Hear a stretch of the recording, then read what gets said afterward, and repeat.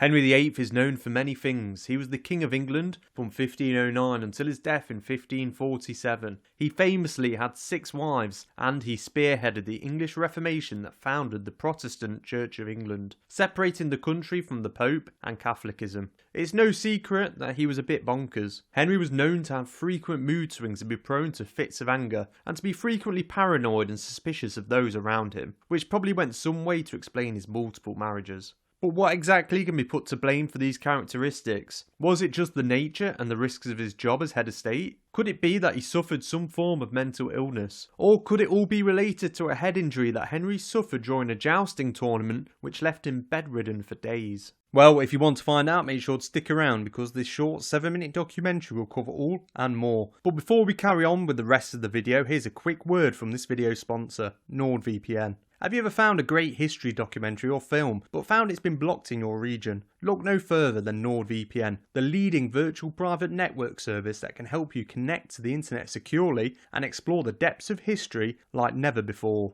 With NordVPN, you can browse the internet with peace of mind, knowing that your online activity is shielded from prying eyes. You can also access history websites and resources that may be blocked in your country, so you can learn about all the fascinating historical events and figures you've been missing out on. NordVPN's benefits don't stop there. When you use NordVPN, you can connect to servers in different countries, making it easier to access resources that may be exclusive to certain regions. So you're looking to delve deeper and learn about the historical treasures of Japan or the political events in Europe, NordVPN helps you do it all. Sign up today using the link in the description of this very video and open up a world of historical knowledge that's just a few clicks away. With NordVPN, the past has never been closer. Before becoming the great fat king that we know him as today from all the paintings and portraits we have, Henry VIII was actually a keen sportsman and was known for his love of jousting, which was a sport that was popular in Europe during the Renaissance. Jousting was a particularly dangerous sport that involved 2 knights riding horses towards each other while carrying lances, and the goal was to knock the opponent off their horse. It was a dangerous sport and participants often wore armour to protect themselves.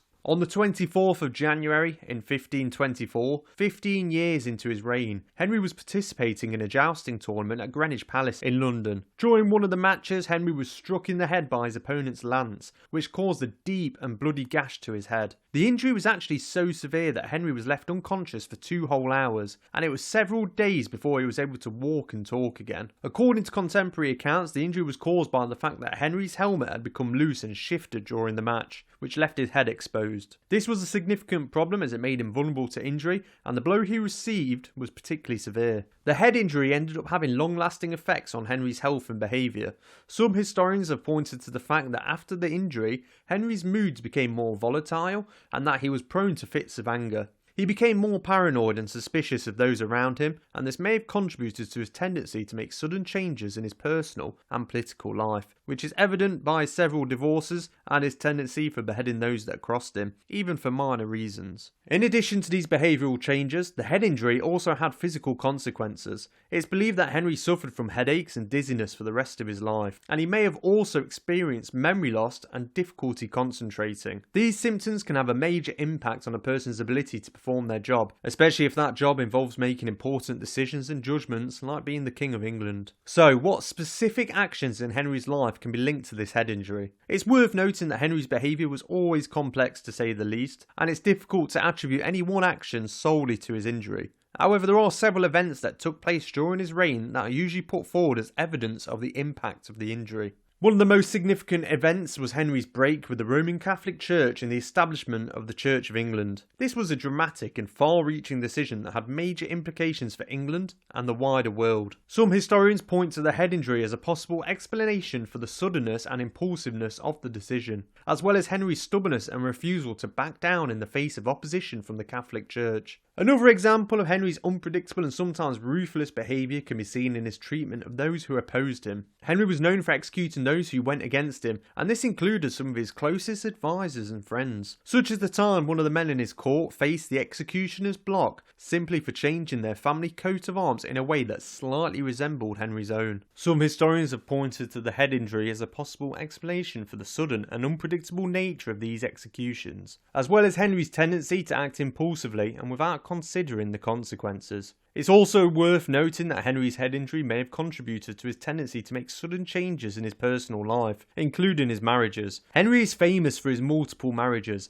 and his divorce from Catherine of Aragon and subsequent marriage to Anne Boleyn is often cited as an example of his impulsive and unpredictable behaviour, as well as, the beheadings to get out of the other marriages. While it's definitely tempting to attribute the majority of Henry VIII's actions to his head injury, it'd be a bit one-sided if we didn't include other factors that may have influenced his behaviour as well. One of the key arguments against the notion that Henry's head injury had a significant impact on his behaviour is that the symptoms he experienced after the injury were relatively mild and short-lived. While head injuries can certainly have long-term effects, in the case of Henry VIII, most accounts indicate that he actually recovered fairly quickly, and that the symptoms he experienced, such as dizziness and headaches, were relatively mild. Of course, with any historical account, there's an argument for either side. Personally, if the report was true that he was knocked unconscious for over 2 hours, that signals to me that the head injury definitely would have had an effect on him. Another argument against this idea that Henry's head injury had a significant impact on his behaviour is that his actions as king was consistent with the political and religious realities of the time. The 16th century was a time of significant religious and political upheaval,